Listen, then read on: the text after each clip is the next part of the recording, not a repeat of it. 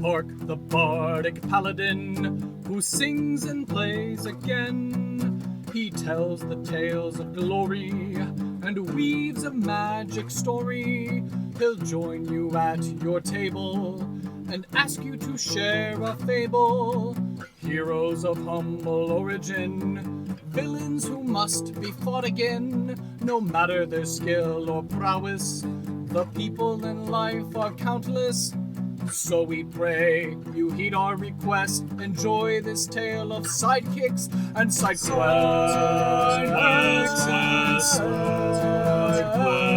And side quests.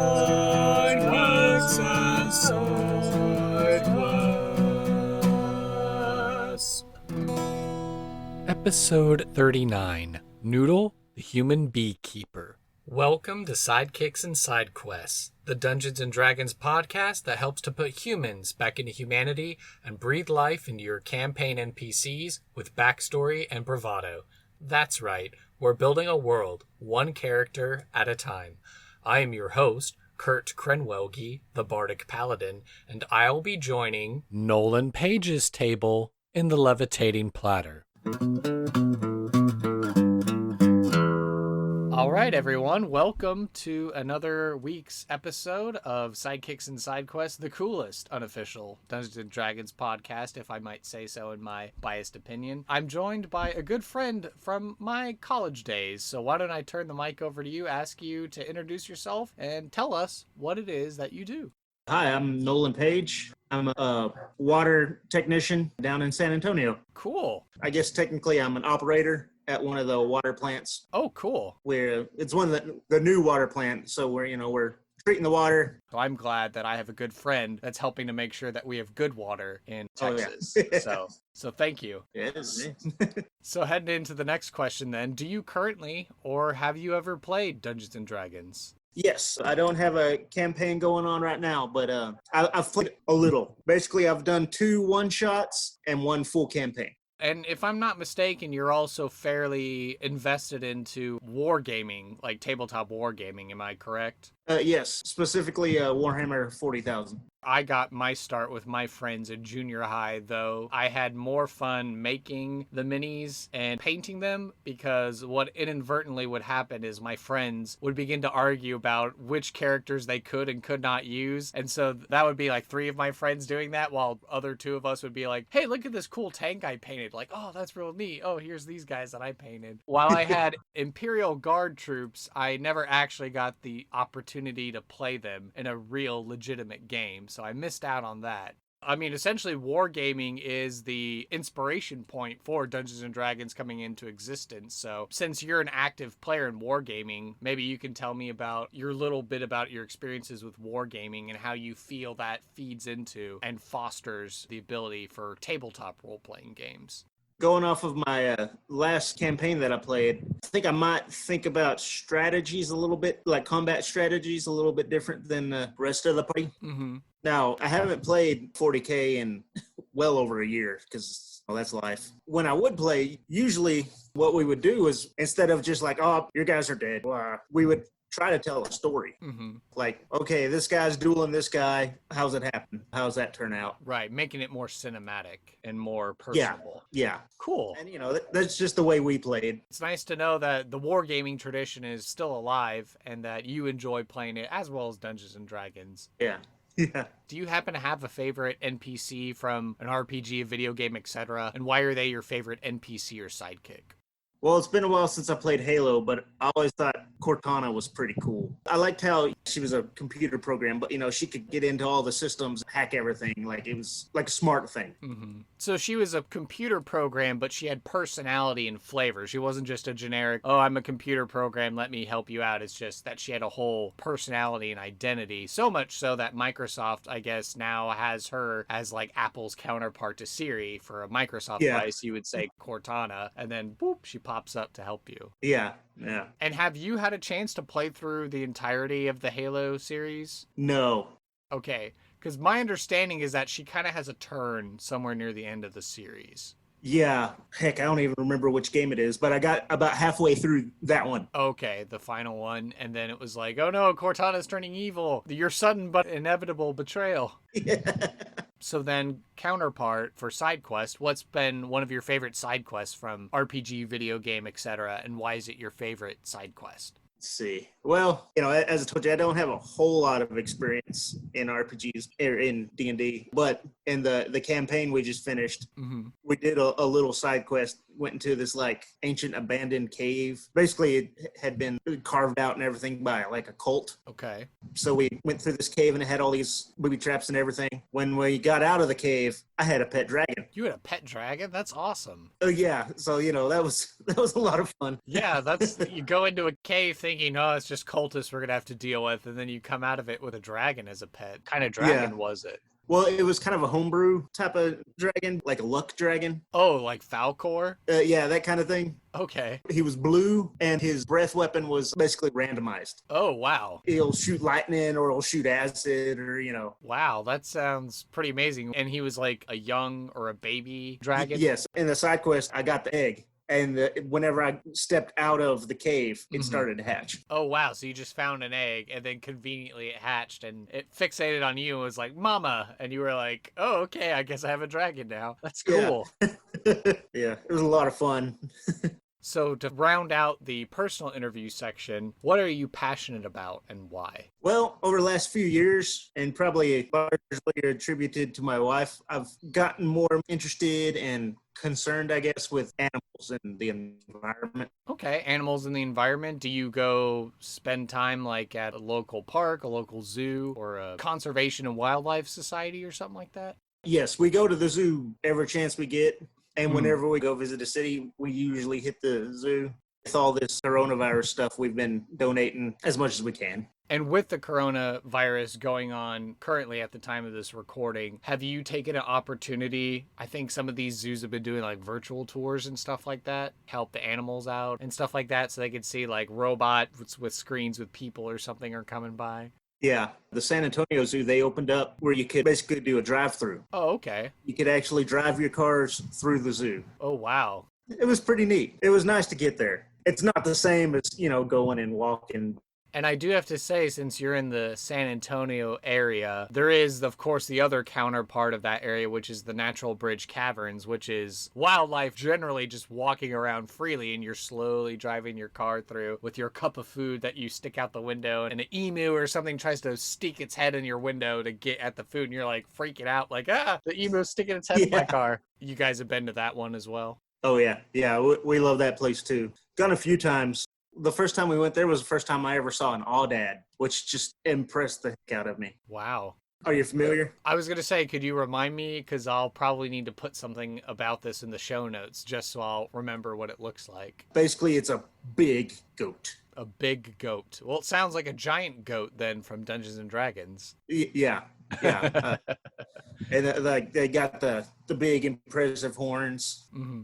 Another name is Barbary sheep, which they're actually goats. They're not sheep. But also, I'm not a biologist, so Right. All right. Now that we've learned about our esteemed guest, I think it's time to head into some NPC creation.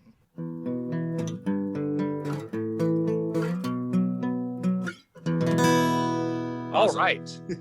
So I believe before the show began, you said that you had a character in mind that you were ready to create. Is that correct? Yes, I've been tinkering around and I've got some ideas, but I could use some help to fill in the gaps.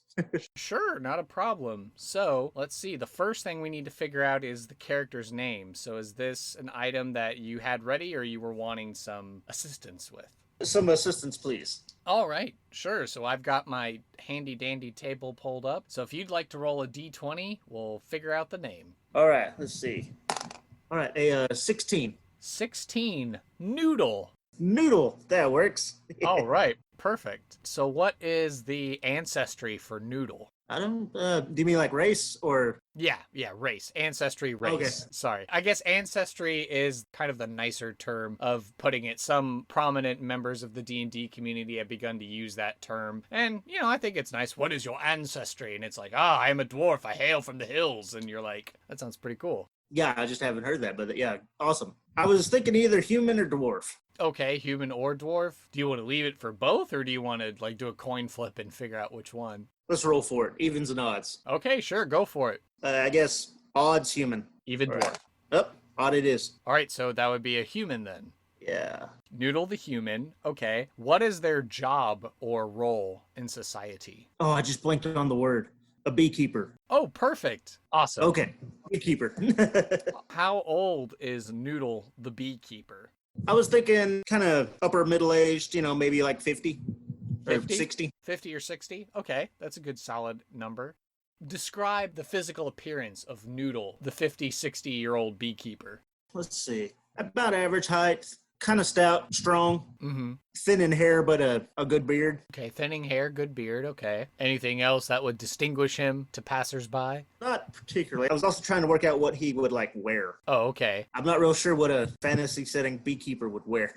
I mean, certainly if he's part of a class, if he's, say, like a druid kind, then maybe he doesn't have to wear protective clothes. He's just one with nature and the bees like him because he smells like their hive. Or maybe, like, if we were to do actual research into medieval beekeeping techniques, perhaps they'd be wearing robes or something like that, sackcloth or something to protect them in the event that the bees get upset and start trying to sting him or something. Yeah, I think you're right. Robes sound pretty good. Probably carrying a can of smoke or a censer so that way he can pull up some smoke, peacefully fly off so he can go into the honeycombs and like extract the honey and stuff. Yeah, that sounds good. A robe and a censer. Okay, Yeah. cool. Blessing the bees with some smoke and like, all right, get out of here, bees. I need some honey. Yeah. What 3 adjectives would describe Noodle best? Let's see. I think gruff. Gruff, okay.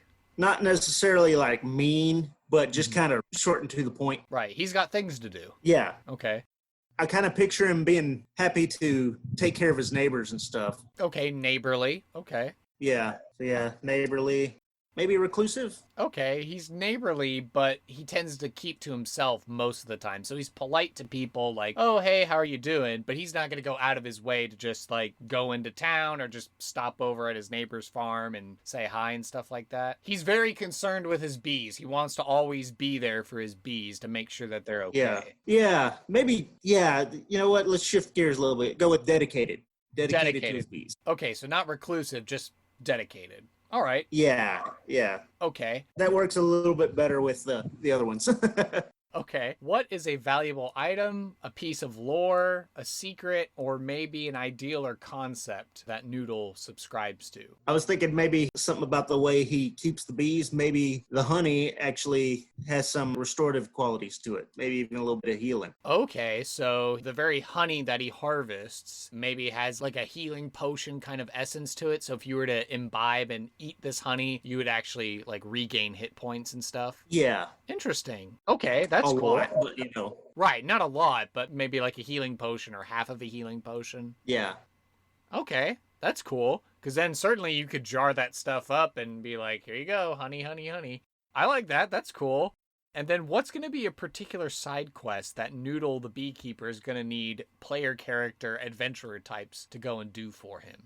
Well, taking a little bit of inspiration from what's been going on this last week, I'm thinking murder hornets. Oh, so there's an invasive species moving in on his bees? Yeah, and he needs help getting rid of them. Oh boy. Wow, because you could certainly play with some giant insect type monsters from D&D, and all of a sudden they're rampaging his personal meadows and stuff like that, and they're killing my bees! I need them eliminated. Okay, that's cool. All right.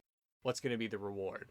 Well, I mean, he's not a rich guy, but he does have his magic honey. So he's willing to gift them some honey? Yeah. And now for the flip side of that, what's going to be the consequence of failure if maybe these giant insects end up killing his entire colony of bees, or the player characters just refuse to help him? What's going to be the outcome of either of those two options?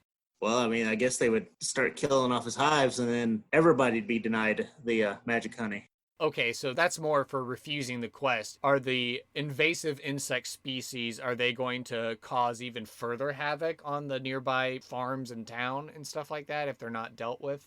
Yeah, they'll go start bothering the livestock, and then if they make it to town. Oh my gosh. Giant insects killing livestock. Now it's turning into a more serious problem that they should have dealt with. Okay.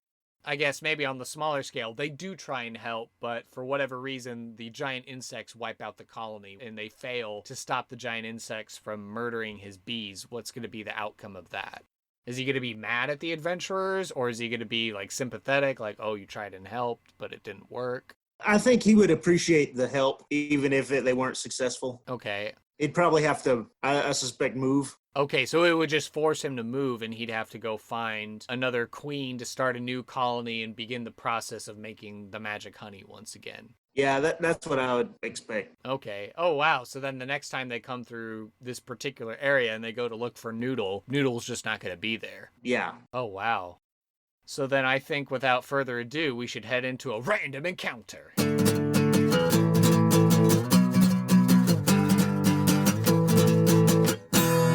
All right. So this is going to be the part of the show where we do a roleplay exercise, and you will be taking on the part of Noodle, the beekeeper, and I suppose I'll be my good boy Duncan, the suicidally brave, who will take on any task. Perhaps we'll come across Noodle's beekeeping operations, and we'll begin the scene there, yeah? Sounds great. Okay, so coming off of his last adventure of delivering a love letter for a certain taxidermist, the adventurer, Duncan, is walking down. It's a bright spring day, and he can see and hear all the bees humming and buzzing. As he crests the hill, he can see this man waving a censer around as he's tending to a hive, and as Duncan approaches, he'll wave and be like, "Hello, good sir, how are you doing this fine spring day?" Hello, sir. I'm doing fine. Lovely to hear. And Duncan takes in the scene and he's like, wow, these are mighty vibrant field with all the flowers and the bees buzzing about. I'm sure you're making a vast quantity of honey from all this. Well, yes, sir, I am. We do pretty good here. I try to take good care of my bees. I can see. Duncan will roll a perception check and he'll look over and off to the side of maybe a shed. It looks like there's some smashed beehives, and he'll go and he'll look at that and comment and be like, oh, but does it seem like you've had some unfortunate setbacks recently? Those look like fairly new hives that got smashed. Yeah, got some big old wasps moving in. Big wasps? That sounds terrible. Yeah, they're killing my bees. That sounds tragic. Well, I am an adventurer by trade, and no task is too small, no daring too little for me. Would you want my services in exterminating these pests for your bees? Well, sir, I'm not a rich man, but yes, your help would be much appreciated, and I do have some special honey that I could reward you with. Special honey? You know, sometimes I do have to cook my own food on the road when I'm not able to make it to an inn, so having a jar of honey on hand would be a pretty good thing to have in my tackle box. All right, point me in the direction of where these murderous beings are, and I will deal with them swiftly. Well, as you saw, they're in the direction of the shed. All right, and I'm off. And Duncan will begin walking that way past the shed towards the forest to go find these murderous insects. And scene. All right. So, how do you think the scene played out? You think it was pretty good to give us an idea of Noodle and his operations and how he was and acts? Because he certainly wasn't gruff and mean, but I could tell like he's just very direct and very proper and like, oh, yes, sir, and very deferential and all that. I felt like that was a pretty good representation. Yeah, I would love to hear the community implement Noodle in their games and to see where the player characters would go from that. It sounds like he'd be a great NPC to introduce at a low level. So if adventurers are starting in a town and they go talk to Noodle outside of town and Noodle's like, these dang hornets, these insects are ruining my beehives. And then they can always go back to Noodle and get some magic honey, I guess. Part of the reason part of my source for coming up with him, I've been studying up on DMing because I've never done it, but I've got a little group of friends down here that are interested in playing. Awesome. And I was thinking of running like a session 0. Maybe having them play basically We Be Goblins. Okay. So like have my little group just kind of get their feet wet playing goblins and have them meet up with Noodle. Not really like an adversarial type of thing, but maybe steal some honey, and he tells them they can have all they want if they go kill big old wasps. Oh, okay. Something like that. Okay, well, that sounds awesome. I'm glad we were able to fully flesh out Noodle then, so you've already got an NPC ready to go for your introductory game. Would love to hear how that goes, whether you write it up and we can put it on our Reddit or something like that. That would be super cool to read and see how your players react to meeting Noodle for the first time. Yeah, I'm pretty excited about it. Awesome. This podcast is all about giving resources and tools to players, to dungeon masters, to up-and-coming dungeon masters. So we're here to serve you, and we certainly want to encourage and foster people to be playing the game and having fun with their friends. So we wish you the best of luck, and we would love to have you back and tell us how it went and share your stories on our social media so that way we can promote it and give you guys some hype and stuff like that. Sounds great. With our final thoughts here and me turning the soapbox over to you, is there anything that you would like to plug, anything that you'd like to share? Where can people find you on the internet, etc.? Soapbox is yours. I don't really have much of an internet presence yet, other than, the normal Facebook and stuff. Well, any causes or anything that I know you've been saying that you and your wife have been patroning a lot of zoos and stuff like that. Maybe there's a special zoo or something that you like to give a shout out so that way our audience can go and support them likewise. Zoos in general.